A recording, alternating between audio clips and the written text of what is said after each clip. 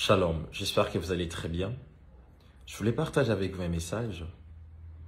Un jour, il y a un homme de Dieu puissant qui est allé dans un village pour faire un programme de prière avec sa famille. Et en arrivant dans le village, les sorciers du village sont venus pour lui dire « Non, on ne veut pas que tu fasses l'activité dans ce village. Notre village, ici, on n'adore pas Dieu. Nous avons nos dieux qu'on adore et qu'on loue. On ne voudra pas te permettre que tu fasses ton activité ici. » Le monsieur les a dit, moi j'ai un Dieu puissant, je vais faire le programme. Et les sorciers l'ont dit, tu ne feras pas ton programme ici. Et tu vas voir si tu essaies de faire ton programme, on va tout annuler. Il n'y aura pas de programme ici. Et tu vas voir. Le monsieur était tellement sûr de son Dieu, il était tellement sûr de ce que Dieu a déjà réalisé avec lui. Il se disait toujours que devant ces sorciers, Dieu va les montrer qu'il est le Tout-Puissant. Et ça sera même le moyen de ramener encore ces sorciers devant Dieu. Les jours aujourd'hui de l'activité, le monsieur devait partir avec toute sa famille dans l'activité. Mais il n'a pas compris, sa femme lui a demandé qu'il devait rester à la maison avec les enfants pour intercéder pour lui. Et que lui seul parte dans le lieu là où il y avait l'activité. En laissant ses enfants là où il y avait l'activité, c'était au moins à 500 mètres de là où l'activité s'est passée. Et le monsieur est allé seul à l'endroit là où l'activité s'est passée.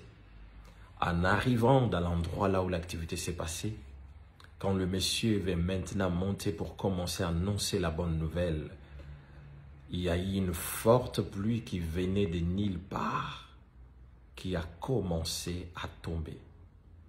Et la pluie a tout gaspillé. Je dis bien, la pluie a tout gaspillé. Au point que le monsieur était découragé, abattu. Il voyait que Dieu l'a déçu. Il voyait que Dieu vraiment l'a menti. Et que Dieu n'était pas puissant comme il pensait. Et même les sorciers du village sont venus pour lui dire, qu'est-ce qu'on t'avait dit? On t'avait dit que cette activité n'aura pas lieu. Nous ici, c'est une terre qui est déjà consacrée à nos dieux. Tu ne pourras pas faire ton activité ici. On t'avait dit quoi?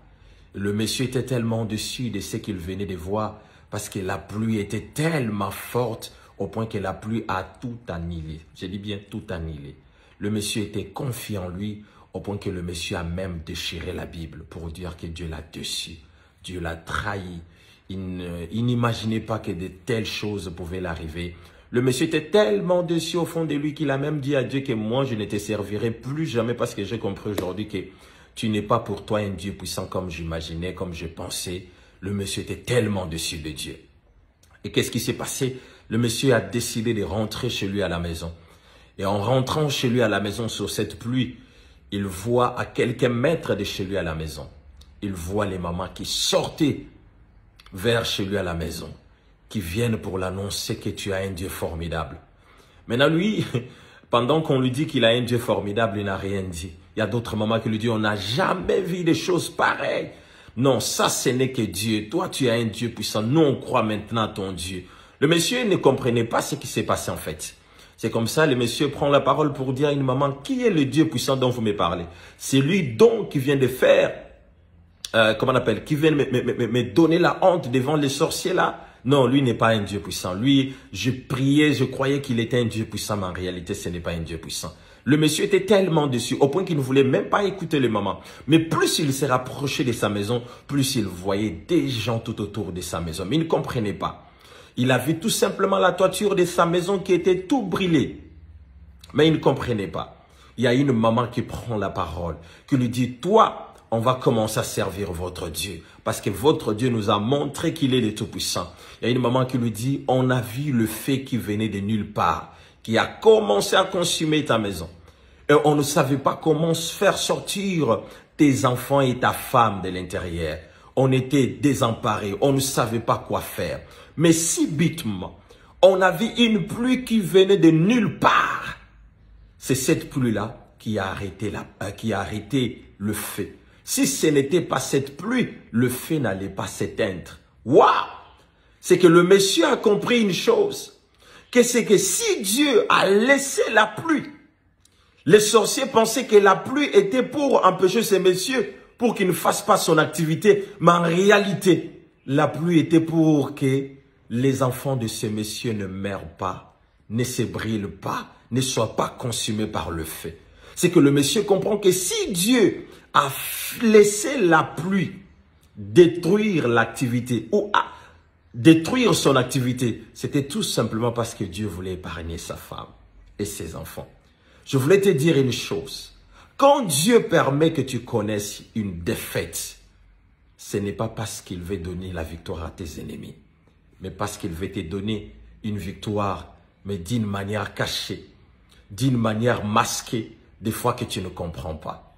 La Bible dit, dans le livre des psaumes, la Bible dit que tout ce qui est à moi loue l'Éternel. Vous savez, même quand tu sembles voir ce qui vient de t'arriver comme ce que tu n'attendais pas, dis toujours merci à Dieu.